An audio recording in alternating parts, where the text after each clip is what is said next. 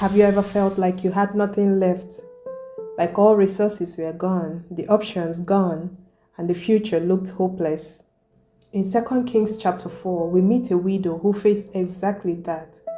Her husband had died, her debts were overwhelming, and creditors were coming to take her sons as slaves.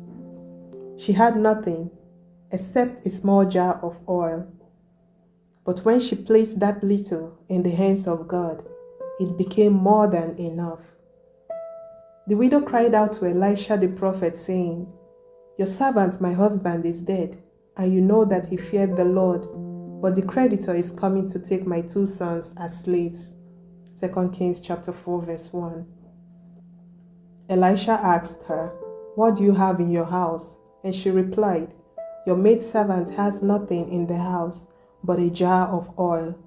2 Kings chapter 4, verse 2. Elisha told her, "Go, borrow vessels from everywhere, from all your neighbors, empty vessels. Do not gather just a few. And when you have come in, you shall shut the door behind you and your sons. Then pour it into all these vessels and set aside the full ones."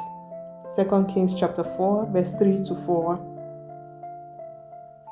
She obeyed. She and her sons gathered vessels, shut the door, and began to pour. The oil kept flowing. Jar after jar was filled. Vessel after vessel overflowed. Until finally she said, "Bring me another vessel." And her son replied, "There is not another vessel." Then the oil stopped.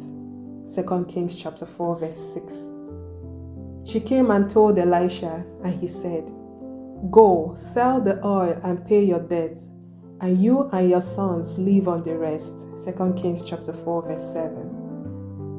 This story is more than a miracle of provision. It is a picture of God's faithfulness.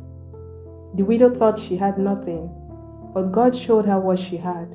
Though small, it was enough when surrendered to Him. We often feel the same. We look at our lives and say, "I have nothing left, nothing to offer, nothing to give." But God asks us, just as Elisha did, "What do you have in your house?"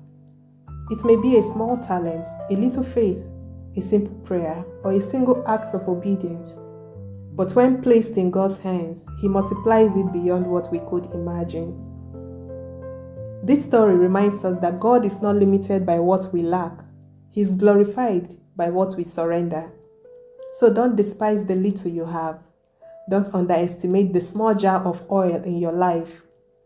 Place it in the hands of the Lord and watch Him pour out abundance. As Philippians chapter 4, verse 19 declares, "My God shall supply all your need according to His riches in glory by Christ Jesus." Live boldly in that promise. Trust Him with your little and let Him show you His greatness. This is Reflect with Stella. May your life overflow with the oil of God's provision and the joy of His faithfulness.